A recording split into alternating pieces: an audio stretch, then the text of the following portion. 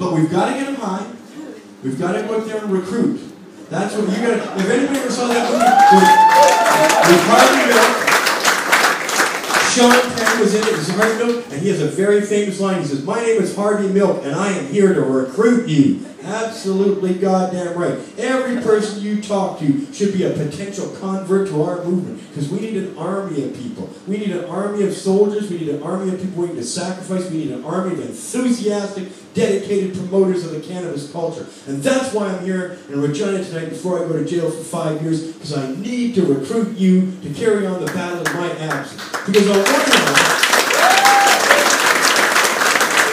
when I started this 20 years ago, in 1989, we did not have a movement. They put all 1,000 of those stores out of business, and there was not a whimper. When they banned High Times magazine and kept it banned for 8 years, there was not a single complaint. I couldn't believe it. I was watching the evaporation of history right in front of my eyes, because in 1970, we were supposed to be legalizing pot. The Ledane Commission came out and said, "Let's legalize marijuana. That's the smart thing to do." And Pierre Trudeau said, "Yeah, we should do that." He was the Prime Minister. We should legalize pot. In fact, the man smoked hashish, so you ought to know. Right? You ought to know. And yet, in the 1970s, states in the U.S., they decriminalized pot. There was lots of talking about decriminalizing. But actually, in the United States, in Canada, in the 1970s, the number of pot arrests kept going up and up and up and up. And then the 1980s comes on, and a whole movement disappears. Everybody can't see anything. Not a single, nobody was doing anything. And in the 1980s, it went way, way backwards. We got mandatory minimums in the United States. We got Nixon's drug war, Ronald Reagan's drug war, Brian Mulroney's drug war. The number of arrests in Canada kept going up, up, up. And now they're reaching an all-time high of 90,000 a year in Canada, right? But we didn't even have a movement in the 1980s. It was zero, nada. Not a single rally was held, get this, in the 1980s for marijuana that I have ever found any research. Not a single rally from 1980 to 1990. In fact, the earliest one I can pinpoint is in Vancouver in 1993. And then finally, in 1996, we developed the 420 holidays around the world that started in Vancouver, that are now everywhere. We get 12,000 people in downtown in Vancouver every April 20th to take over the whole block and smoke our asses off for about 6 to 8 hours in front of everybody. And you can see those videos on YouTube. That's one of the most filmed things I've ever seen. There's hundreds of them, right? And then we started the global marijuana market. My money, the $4 million I gave away between 1994 and 2005, as part of my overgrowing the government, which was the most brilliant idea I've ever had. I had a few good ideas in my life, but coming up with this revolution, and see, here's the problem. In 1989, there was no movement left. I couldn't believe it. I said, well, how do we start a movement? I mean, it's huge. The forces against us are mass. They're banning our books. They're banning our magazines. They're arresting people in record numbers. Ronald Reagan's gone crazy. George Bush is on TV. He's holding up crack bags and trying to put more people in jail. What the hell is going on? What are we going to do, I thought. And I thought, maybe I'm all alone. So I said, well, here's what we've got to do. We've got to develop a movement. And we need millions and millions of dollars to build up a movement. And then we can afford to do stuff. And I thought, well, then I should sell seeds. I should sell seeds, and then that will create millions and millions of plants over decades. And the idea of that would be, well, that would at least cause 10,000 cops to be running around chopping down all the weed I was helping produce, and keep them running ragged, right? And I thought, and if we could exhaust the police and finally drain them, they're going to go bankrupt, or they'll spend all their money, and eventually, my hope was they would realize this is futile. We just cut down pot, but more grows in its place every day, more than we can possibly chop down. And I thought that was a good part. And then the other part is people would send me money for the seeds, and people loved what I was doing, so they sent me millions of dollars, so I had millions of dollars to give away. So in that 10 years, I financed the global marijuana marches all over the planet. $35,000 every year from 1997 to 2005. I financed the Canadian Supreme Court challenge to overturn the marijuana laws in 2003, where we lost 6-3. And by the way, the 6 people who voted against us, motherfuckers, were the Anglophone judges. English-speaking judges all voted against us. And the 3 judges that voted for us were Francophone judges for Quebec. So, vive la Quebec. White people from English Canada, not helpers. Well, I'm going to get to that, but that's good. Where was I, though? Oh, yes. Well, and so there was no movement in 1989. No movement at all. And this money started. It started the global marijuana marches. I paid for ballot initiatives for medical marijuana legalization in Washington, D.C., Alaska on 3 occasions, Arizona, Colorado.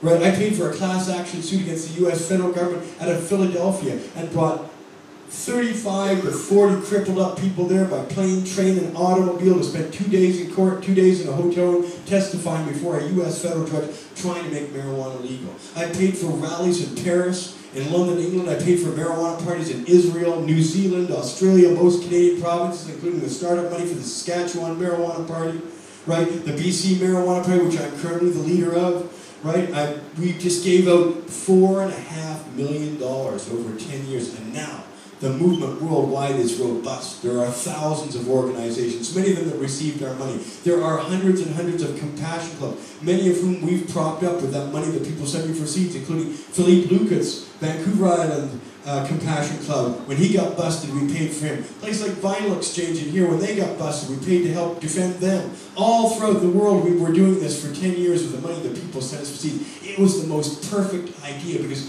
nothing is more perfect than a botanical revolution where we use a plant to advance our ideas, because the marijuana plant has our ideas in it. Not only does it consciously lift our brain, elevate our brain into the questioning, critical thinkers that we are, not only does it contribute toward the greatness that we create for the benefit of other people to enjoy, right? But it, now where was I going? Yeah, well, okay, she wants me to change the subject. Yeah, we did bunch of lots of people. I was going to rattle them all off, but that would take hours. So just suffice to say, we jump-started something really fantastic that now when I go from city to city, I know people in every city. I meet people, over 100 hemp stores in this country alone were set up using an article I wrote called How to Open Your Own Hemp Store. Well, this is all we the DEA. And the DEA hates me for just I go around and tell you this. See, because after today, you're going to be permanently empowered. You are never going to buy into any more of this fascist prohibitionist bullshit. You're never going to listen to your teacher the same way again. You're never going to talk to your parents the same way again. You're never going to hear the news the same way again, because your eyes have been opened now.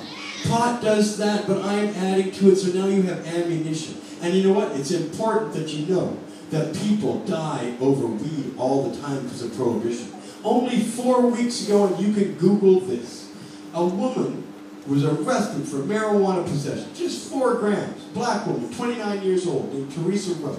And she's in Houston, Texas, and she got arrested 5.5 weeks ago for marijuana, and 4 weeks ago, because she couldn't get bail, I don't know what they call it, a felony possession of 4 grams, so she needed bail. Her family couldn't get the bail, and she got murdered in prison after 17 days in jail, waiting for a judge to give her bail, just for 4 grams of marijuana.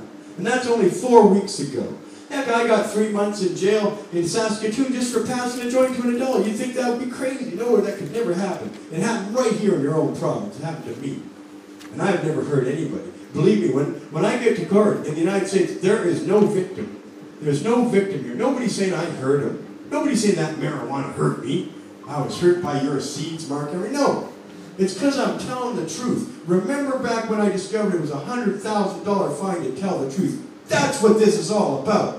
It's all about the truth, and whether you're entitled to hear it, whether you're entitled to know it, whether you're entitled to use it. It's not about marijuana. There's more marijuana on this planet than there ever has been before, ever. Marijuana's everywhere. They can't stop that with their prohibition laws. It's not meant to stop. It's meant to be a gravy train for cops and judges and sheriffs and court clerks and the people and the fascists and politicians that ruin our lives. That's who it's all for. It's all meant as a gravy train for them. The truth is the biggest danger, because one day we are going to overcome with the truth, and their gravy train of corruption is going to be over. Going to be over. Is it going to be over? Woo!